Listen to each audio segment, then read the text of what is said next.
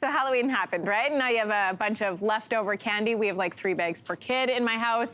You probably have some kids on a sugar high. Take a look at how one family is managing candy for their kids. Our daughter goes out and has a blast trick-or-treating. When she gets home, she gets to pick out 5 of her favorite pieces of candy to keep. Then she leaves the rest of her candy in her basket and leaves it on the front porch.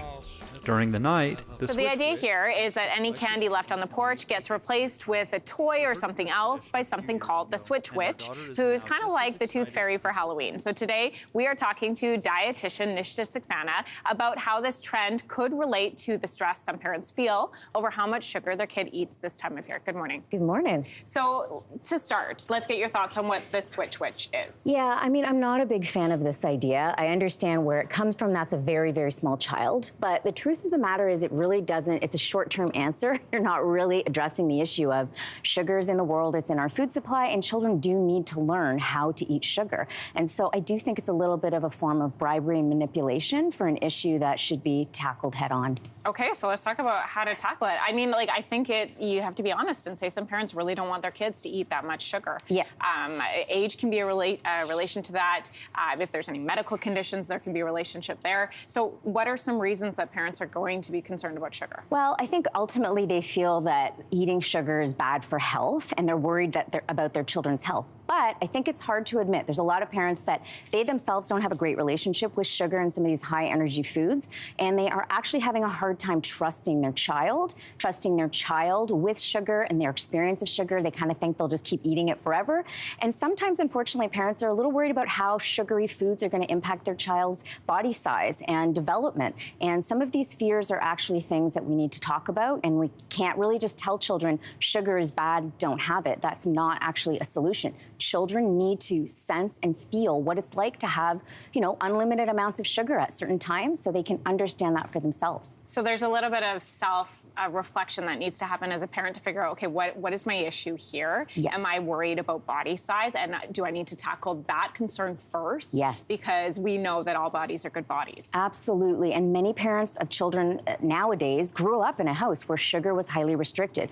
And the problem is we know scientifically when you over-restrict sugar in these high-energy foods, you actually promote things like hiding and sneaking food. You can potentially be promoting binge eating. You can even create, unfortunately, some triggers for disordered eating patterns. It's pretty serious. We know that children that tend to have more moderate access and have access to candy actually eat less of it. And so it feels a bit counterintuitive, to take the sugar and hide it and sneak it, but that's actually the exact opposite of what you want to do. You can't tell your children sugar is bad. It is part of our world. We have to allow them to feel it, understand it, and yeah, you have to have sugar in your diet. Okay, so let's set up the scenario here. Okay. We eat dinner, yeah, and then my kids say, Mommy, I want a Halloween treat. Okay. How many can I have? What do I say? Okay, so I would actually offer the treats right at dinner time. Just with dinner? With dinner. So in these next week or so, you can offer, based on what you choose works, it could be 2 to 3 pieces of candy. Obviously, it's age dependent, your child. With dinner, you could pack something in lunch. You could definitely have some unlimited moments where it's snack time and they get to have as much candy as they want.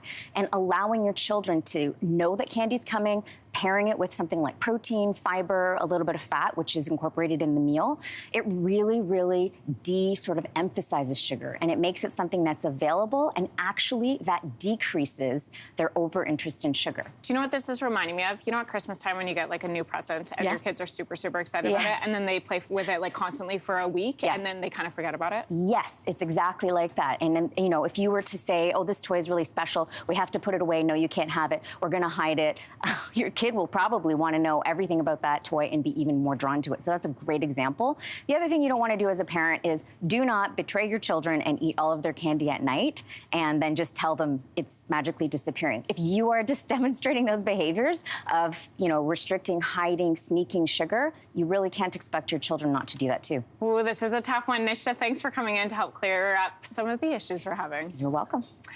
Hey, thanks for watching. If you liked this, be sure to subscribe here, or you can check out more Your Morning videos right here.